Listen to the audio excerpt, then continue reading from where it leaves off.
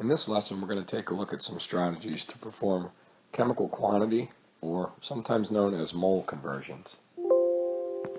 Before you can learn to deal with mole conversions or chemical quantity conversions, you must know your facts first. The facts come in three forms. The term mole simply means a very large amount. Specifically in chemistry, the very large amount happens to be a term known as Avogadro's number, or 6.02 times 10 to the 23rd particles. Since particles come in many forms, this can sometimes be confusing for students. Sometimes particles are referred to as atoms. In other cases, they may be referred to as molecules or formula units. This depends on the type of chemical substance that we're speaking about. In general, elements exist as atoms, while compounds could exist as either molecules or formula units. The second fact that must be remembered relates to something called the molar mass. 1 mole of a chemical is equal to the molar mass listed or expressed in grams. The molar mass is based on the chemical formula for any chemical substance. For example, the chemical formula SO2 describes a total mass of 64.07 grams, taking into account 1 sulfur atom and 2 oxygen atoms. This molar mass is unique to this chemical because this chemical formula belongs only to this chemical. We can therefore see that if we had 6.02 times 10 to the 23rd particles of any chemical, it would be equal to its molar mass in grams. The third and final fact that must be remembered relates to the gas volume of any gas at what we call standard temperature and pressure. When the temperature and the pressure of a gas are well known, its volume can be easily predicted. It's been scientifically demonstrated that 1 mole of particles at standard temperature and pressure, 0 degrees Celsius and 1 atmosphere of pressure, occupy a volume of 22.4 liters. Therefore, if we had 6.02 times 10 to the 23rd particles of any gas at standard temperature and pressure, otherwise known as STP, it would be equal to 22.4 liters. All 4 of these chemical quantities can be exchanged interchangeably and all relate to the idea of mole. Learning mole conversion can be critical for your work in chemistry. The concept of mole is used in many different areas in your studies in this course. Refer back to this portion of this lesson if you do happen to forget your facts, but these facts should be memorized for easiest and most efficient work performing mole conversion. Let us take a look at 2 methods for determining or performing mole quantity conversions. In this particular problem, it asks us to calculate how many moles are equal to a specific number of atoms. Recall from a moment ago that atoms are actually particles, and that 6.02 times 10 to the 23rd particles is equal to 1 mole, no matter what chemical we're speaking about. One common strategy for this is called dimensional analysis. In dimensional analysis, you always write down the given quantity to begin the problem. Be sure to also write down units. In this case, the units are atoms. Alongside of that, you should write a fraction bar. The purpose for the fraction bar will be to cancel out the unit of measure, the given, and turn it into some desired chemical substance or new amount. In this case, the given was atoms. We will therefore cancel out atoms and turn them into what we would call mole. By writing atom on the bottom, the unit called atoms will cancel and turn into the amount that we're interested in called mole. By placing the values where they belong, it will show us what to do mathematically. 1 mole is always equal to 6.02 times 10 to the 23rd atoms. Since the position of the 6.02 times 10 to the 23rd is on the bottom of the fraction bar, it is used as a divisor. Therefore, to solve this problem, we would divide 7.58 times 10 to the 24th by 6.02 times 10 to the 23rd. When entering this in your calculator, it may be best to wrap each of these terms that have a power of 10 in them in parentheses so you don't run into order of operations errors. Therefore, 7.58 times 10 to the 24th is wrapped in parentheses, divided by 6.02 times 10 to the 23rd, also wrapped in parentheses. The calculation reveals 1.25 times 10 to the first atoms, also equivalent to 12.5 atoms. Excuse me, these are not atoms. This is now mole.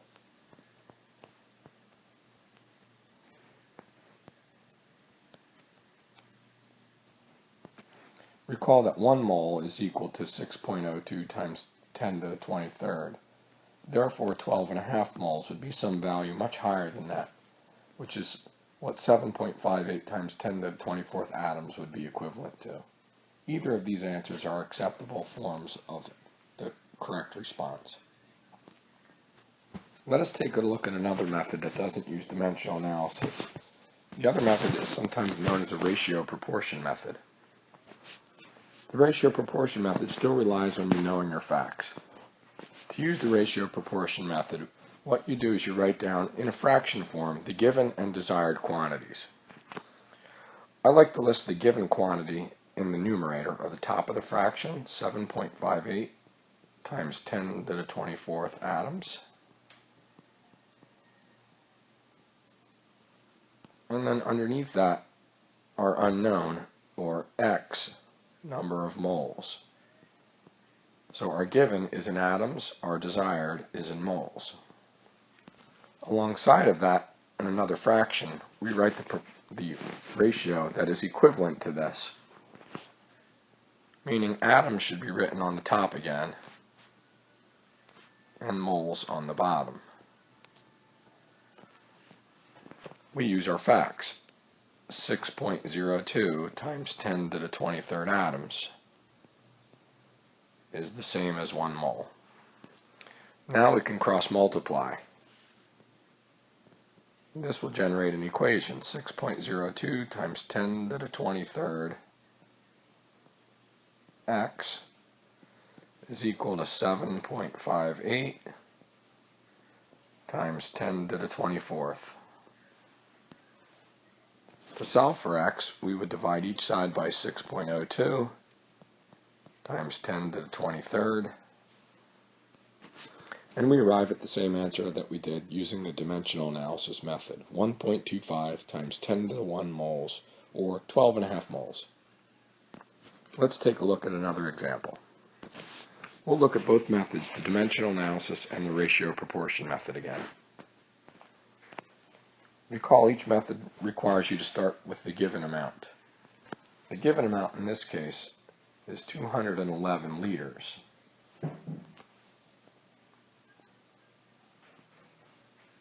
By placing a fraction bar alongside of this, we can cancel out the given quantity called liters. Liters would have to be diagonal or part of the denominator in order for this to cancel. We can turn liters into mole if we know the mole amount. 1 mole, as we saw earlier in the lesson, is always equal to 22.4 liters, as long as the gas is at standard temperature and pressure. This allows the liter amounts to cancel, creating a mole amount. Since we really desire to have the mass in grams, which is what the problem asks for, we have to add an additional step. This additional step requires us to recognize the molar mass of any chemical substance is also equal to 1 mole. In this case, now we place 1 mole on the bottom to allow the mole amounts to cancel, allowing us to turn it into a mass in grams. Recall that the mass in grams, or the molar mass, is based on the chemical formula for a chemical substance. Factoring in 1 nitrogen and 3 hydrogen, we would end up with a molar mass of 17.04 grams for ammonia. Now to solve, we would enter in our calculator 211, the given quantity, divided by 22.4, because 22.4 is a denominator or a divisor, multiplied by 17.04, because 17.04 is a numerator, considered a multiplier. Notice we are ignoring anywhere where we have written 1 because if we multiply by 1 or divide by 1, it really doesn't change the mathematics. Therefore, 211 divided by 22.4 times 17.04 will reveal the mass in grams, equivalent to 211 liters. We end up with 161 grams of ammonia using the dimensional analysis method. Let's take a look at the same problem using the other strategy known as ratio proportion. Recall to use the ratio proportion method. Your first fraction lists the given and desired. Again, I like to list the given as in the top or the numerator of the fraction, and then the x or the unknown in the denominator. Since we want mass, we're going to have grams down there. So x grams is related to 211 liters. What we list alongside of that are the amounts equal to 1 mole in liters and grams for this chemical substance. Recall that 22.4 liters of any gas is equivalent as long as the gas is at STP, and the molar mass of ammonia is based on its chemical formula. NH3 would have a total molar mass of 17.04 grams. The 17.04 again factors in 1 nitrogen and 3 hydrogen using the atomic masses from the periodic table.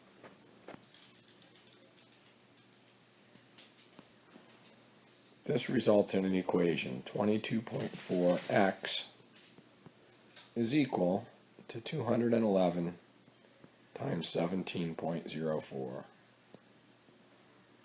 Simplifying this equation further, we result in 22.4x is equal to 3,595.44.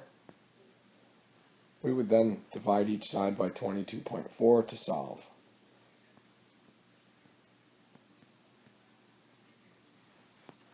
Again, this results in 161 grams of ammonia gas. Let us look at one more example. We'll first look at the dimensional analysis method for this. This particular problem wants us to begin with a mass amount, 564 grams, and turn it into a particle amount, known as formula units. Using the dimensional analysis method, we should always write down the given quantity, 564 grams in this case. Alongside of that, we write a fraction bar to allow our given quantity to cancel. Knowing that the number of grams equal to 1 mole is equal to something called its molar mass, we simply look up the formula for, the atomic masses for sodium and chlorine, accounting for one of these in what we know as the molar mass. We end up with a molar mass of 58.44 grams, equal to 1 mole for sodium chloride.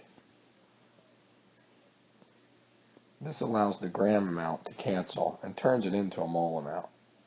Notice, however, we're interested in a formula unit amount, which is a number of particles. Therefore, we add another step in our conversion that would allow us to cancel the 1 mole amount and turn it into something called formula units.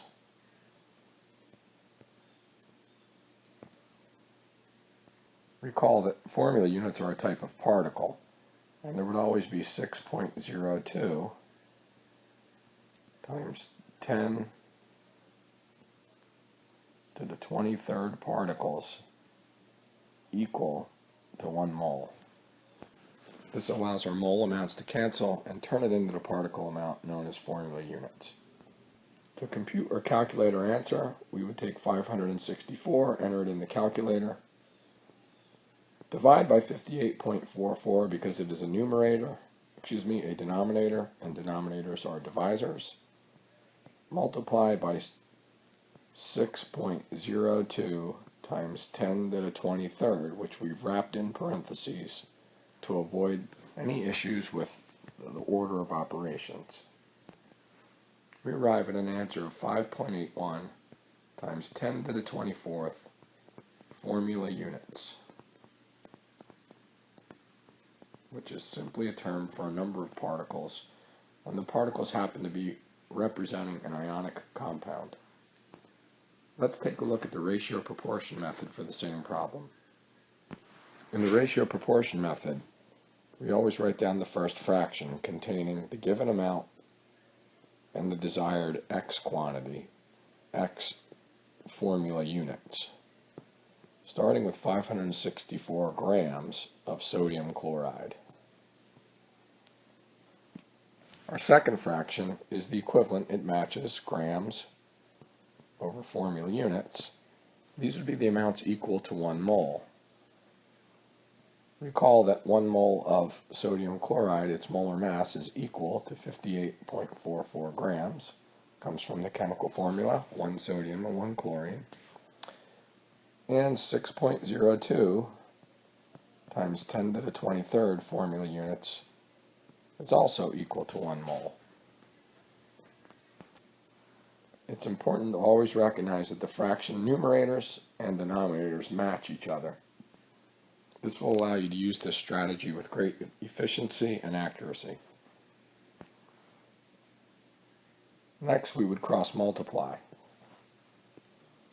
58.44x is equal to 564 times 6.02 times 10 to the 23rd, wrapped in parentheses.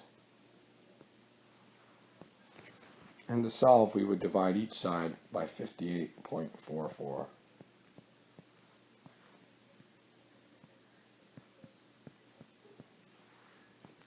We arrive at our answer of 5.81 times 10 to the 24th formula units. It takes practice getting used to mole quantity conversions. Therefore, it's important to do the practice work so you can develop efficiency and accuracy with these strategies, which will be very important for future learning in your chemistry course.